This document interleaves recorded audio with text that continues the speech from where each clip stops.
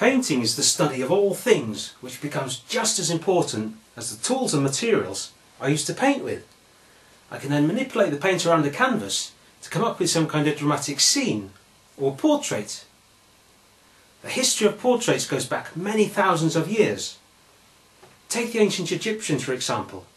They depicted their pharaohs in paintings that adorned the inside of their royal tombs.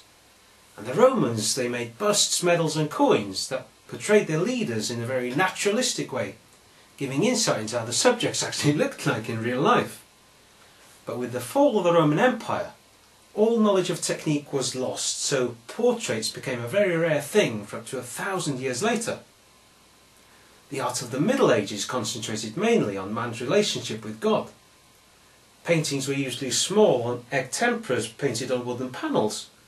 And anything large scale would have to be a fresco that adorned the inside of a chapel, with limited colours and no knowledge of perspective or foreshortening. But the Renaissance marked the beginning of a completely new era, emphasising man himself, and the portrait became a natural expression of individuality.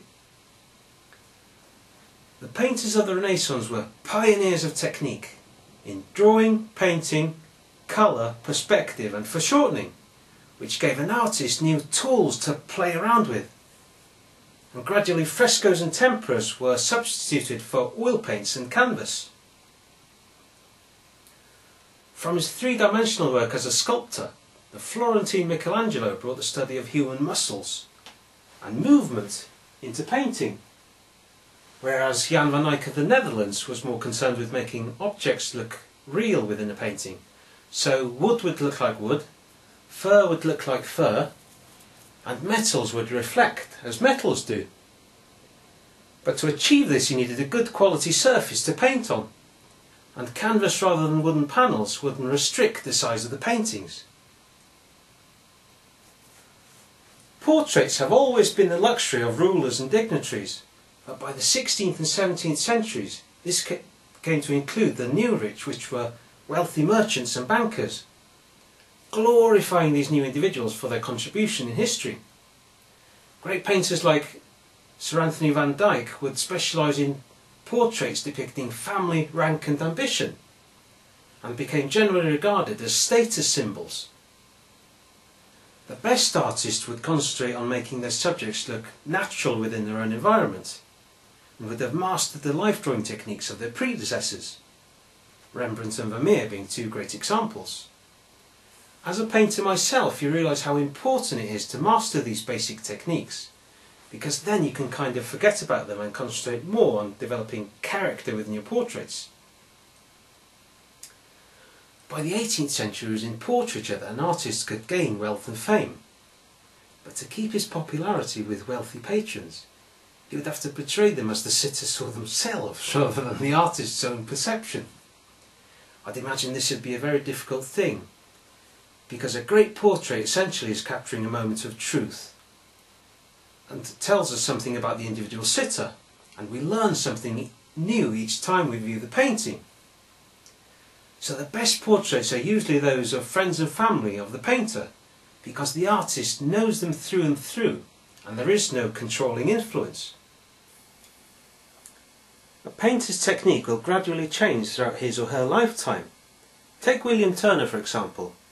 He was more of a landscape painter, but notice his earlier works, they depict objects quite accurately within the landscape, like trees and bridges, whereas later on in life he was more concerned with the effects of light within the landscape. And you could almost argue that the paintings were done by two different artists. Take this portrait for example that I did of my father about 13 years ago, and let's compare it to a more recent one I did of the same sitter. Back then I was worrying more about mastering the techniques of life drawing and painting. So as I was struggling with this, perhaps the portrait lacks that natural feeling. I was more concerned with getting his nose and eyes right, and the shape of his ear correct, and perhaps losing that essential relaxed pose with the sitter. This isn't necessarily a mistake, but rather a new technique to master. As a painter you will always make mistakes, but you will learn from them. You learn how to manipulate that mistake into your next painting. You'll come to think in terms of making bad mistakes, but you'll always think of making good mistakes. You're on this continual learning curve where things are neither right or wrong. You'll just find a better way of doing them. So let's compare what I've just said with a more recent portrait. Probably the first thing you'll notice is how much more relaxed the character is within the painting. Notice he's relaxing into this chair, isn't he? Notice his hands even, they're hanging on the chair. In the character you can tell he's not even worried about what he's doing with his hands, because he's so focused on what he's thinking about.